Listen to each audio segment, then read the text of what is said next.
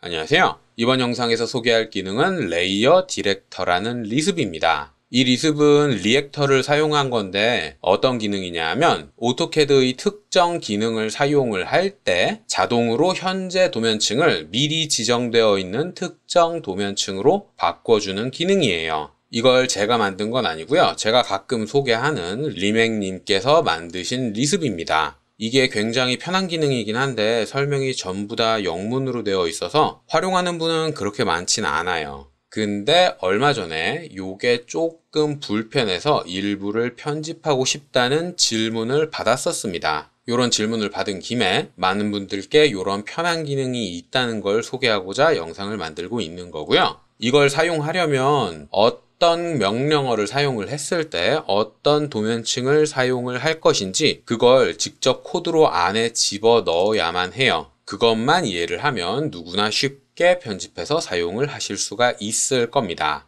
자, 일단 이 페이지에서 리습을 다운로드를 받으면 메모장으로 한번 여세요. 그리고 밑으로 쭉 내려보다 보면 이런 항목이 있을 겁니다. 이게 어떤 명령어를 사용을 했을 때 어떤 도면층을 사용을 할 거다. 그걸 정의해 놓은 곳이에요. 와일드카드를 사용을 할 수 있기 때문에 괄호를 붙여 놓는다든지 혹은 애스터리스크를 이렇게 찍어 놓는다든지 이렇게 일부러 구성을 해둔 건데 헷갈리시는 분들은 그냥 명령어를 띄어쓰기 없이 쉼표로 구분해서 적으시면 됩니다. 자, 맨 앞에는 오토캐드의 명령어를 적으시는 거고요. 그리고 두 번째는 도면층의 이름을 적으시는 거예요. 그러니까 지금 적혀 있는 내용에서 X라인이라는 기능을 사용을 하면 X라인이라는 도면층으로 현재 도면층이 바뀌면서 현재 도면층이 뭐든 간에 결국 작성된 객체는 X라인이라는 도면층으로 작성되게 되는 겁니다. 근데 어떨 땐 현재 사용 중인 도면에 요 X라인이라는 도면층이 없을 수도 있잖아요. 그럴 경우엔 자동으로 도면층을 생성하는데 뒤에 있는 설명들이 자동으로 도면층을 생성할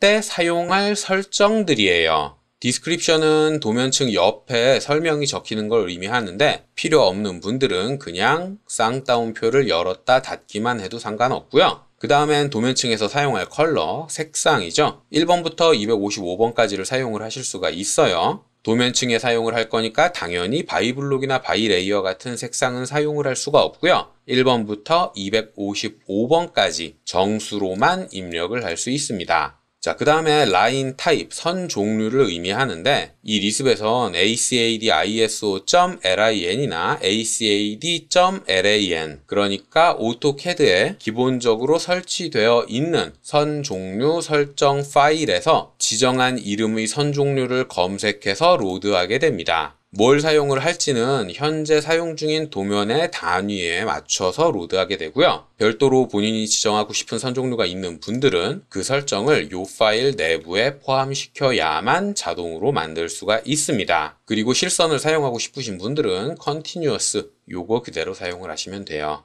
자, 그 다음에 라인 웨이트, 선에 대한 가중치를 지정을 할 수가 있는데 -3이 기본 값입니다. 그리고 0부터 221까지를 지정을 할 수 있는데 아무런 값이나 지정한다고 설정이 되는 건 아니에요. 선의 가중치 같은 경우엔 지정되어 있는 값들이 있거든요. 여기에 적혀 있는 값만 유효한 겁니다. 그러니까 0.20mm로 하고 싶다. 그러면 요 값을 20으로 설정을 하시면 되는 거고요. 2.11로 하고 싶다. 그러면 211로 입력을 하시면 되는 거예요. 다만 여기에 없는 값, 예를 들어 120 다음이 140이죠. 그러니까 121부터 139까지는 없는 값이에요. 그 없는 값 중에 하나를 입력하게 되면 기본 값으로 설정이 될 겁니다. 자, 그리고 나서는 플롯 할 건지 말 건지 도면층에 적혀 있는 플롯 설정 요걸 제어하는 거고요. 플롯 하고 싶다면 1번으로 설정을 하시면 됩니다. 마지막에 있는 건 플롯 스타일인데 이건 STB를 위한 설정이에요. 국내에서는 대부분 CTB를 사용을 하니까 요 값은 nil로 설정을 하시면 됩니다.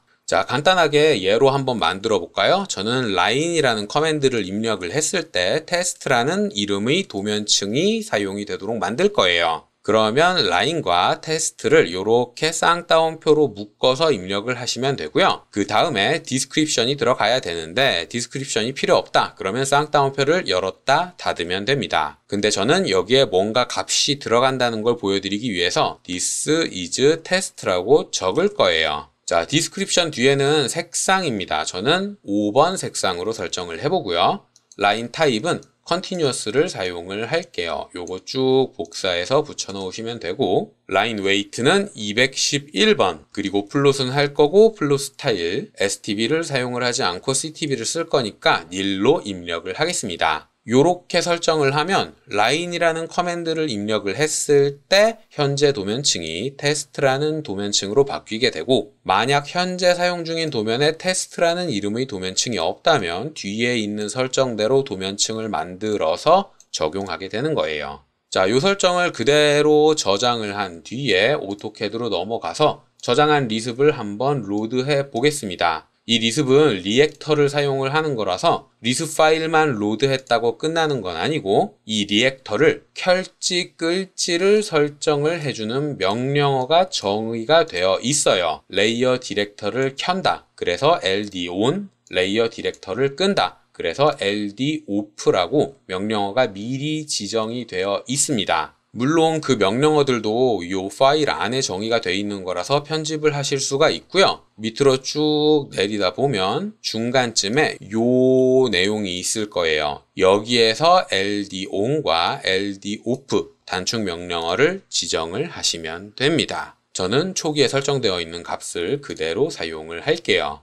자, 저는 리습을 로드는 했지만 ld on이라는 커맨드는 아직 사용을 안 한 상태죠. 그렇기 때문에 선을 그리면 현재 도면층인 0 도면층으로 작성이 됩니다. 새로 도면층을 하나 만들어서 사용을 해볼까요? 도면층 1이라는 이름의 빨간색의 도면층을 하나 만들어서 선이라는 기능을 사용을 하면 현재 값으로 설정이 되어 있는 도면층 1로 작성이 되는데, 이 상태에서 ld on이라는 명령어를 통해서 리액터를 활성화시키게 되면 명령행에 레이어 디렉터가 작동을 시작했다라는 메시지가 표시가 될 거고, 이제부터는 line이라는 명령어를 사용하게 되면 자동으로 현재 도면층이 제가 지정한 테스트라는 도면층으로 바뀝니다. 그리고 기능이 종료되면 원래 설정되어 있던 도면층으로 현재 도면층이 바뀌게 되는 거죠. 자, 생성된 도면층을 확인을 해보면 이름은 테스트죠. 그리고 디스크립션, 설명에 this is test라고 제가 적었던 내용 그대로 기재가 되어 있고요. 색상은 5번 색상인 파란색으로 설정이 되어 있고, 선 종류는 제가 211을 입력을 했기 때문에 2.11mm로 설정된 걸 확인할 수가 있습니다. 자, 이렇게 간단한 설정을 정해져 있는 규칙대로 입력만 하면 특정 커맨드가 실행이 됐을 때 특정 도면층으로 현재 도면층이 바뀌기 때문에 현재 도면층을 왔다 갔다 해야 하는 불편함이 많이 줄어들게 돼요. 특히나 문자라든지 지시선이라든지 치수라든지 이런 것들은 지정되어 있는 도면층으로 작성하는 경우가 많잖아요. 그런 주석들의 특정 레이어를 사용하도록 설정을 해두면 도면 작성이 조금 더 편해질 수가 있습니다. 다만 여기에서 주의해야 되는 게, 리습은 위에서부터 아래로 실행을 해나가면서 매칭되는 걸 찾으면 뒤에 있는 내용은 읽지 않아요. 그래서 맨 첫 줄에 dtext, mtext, 일반 텍스트 이렇게 세 개의 명령어가 텍스트라는 도면층을 사용하도록 설정이 되어 있죠. 요걸 그대로 복사해서 맨 밑에다가 mtext라는 명령어를 사용을 했을 때에는 방금 제가 설정한 테스트라는 도면층을 사용을 해라, 이렇게 추가로 중복되게 설정을 해버리면 mtext라는 기능을 실행을 했을 때에는 먼저 컴퓨터가 읽은 맨 위에 있는 줄이 사용이 됩니다. 위에서부터 아래로 쭉 읽어 나가기 때문에 마지막에 읽은 mtext가 실행이 되는 게 아니라 먼저 찾은 게 실행되기 때문에 위에 있는 게 실행이 돼요. 진짜 그런지 또 한번 확인을 해보자면 리스 파일을 저장한 뒤에 오토캐드로 넘어가서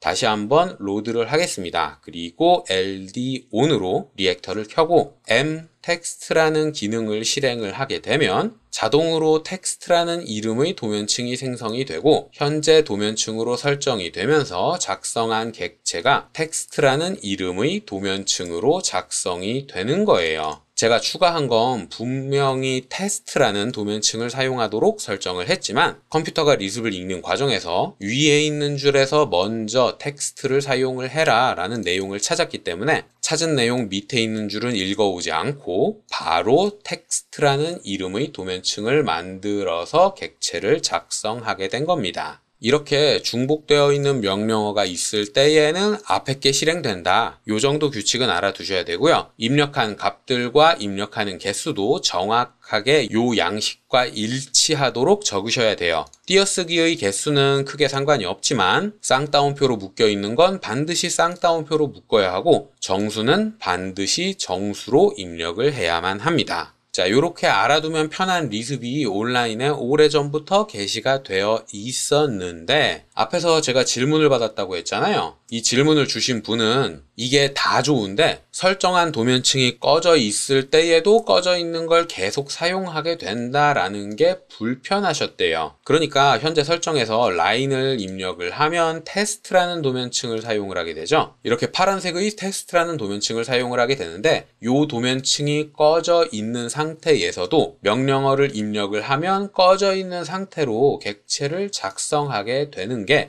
요게 불편하다고 하신 거예요. 자, 다시 한번 현재 도면층은 도면층 1이지만 제가 지정한 라인이라는 기능을 사용을 하게 되면 현재 도면층이 테스트로 바뀌게 됩니다. 하지만 도면층의 상태는 업데이트 되지 않아서 도면층이 꺼진 상태로 객체가 작성이 된다. 요 점이 불편하다고 하셨던 건데 요 내용을 수정하기 위해선 여기에 적혀 있는 코드의 내용을 정확하게 이해할 수 있어야만 해요. 그래서 리습을 기초부터 차근차근 어느 정도 수준까지 공부하지 않으면 수정을 하는 게 불가능합니다. 그냥 도면층을 껐다 켰다 하는 것밖에 없지만 정확한 위치에 정확한 내용을 집어넣어야 되기 때문에 이 전체 내용을 이해해야만 본인이 원하는 부분을 편집을 하실 수가 있어요. 비록 제가 리액터에 대한 내용은 아직 설명하진 않았지만 제가 게시해둔 영상들만 공부해도 그 정도는 수정을 할 수가 있을 거고요. 제가 개인적으로 생각할 때는 이 질문이 해결된 내용을 필요한 분들이 많을 것 같아서 별도의 리습으로 게시해둘 예정입니다. 다만 코드는 공개하지 않을 거예요. 궁금하신 분들은 직접 공부해서 수정을 해보시면 될 거고요. 제가 게시할 건 2개의 파일입니다. 도면층을 어디를 편집을 할 건지 그 내용을 따로 빼놔야 될 필요가 있어서 도면층 설정 부분과 리액터를 켜고 끄는 명령어 설정 요 정도만 따로 빼놓은 거고요. 사용을 할 때에는 세팅스를 먼저 로드하고 그 뒤에 FAS로 컴파일 되어 있는 off to current라는 파일이 로드 되어야 해요. 그러니까 로드 순서는 요거 먼저 그 다음이 요 파일입니다.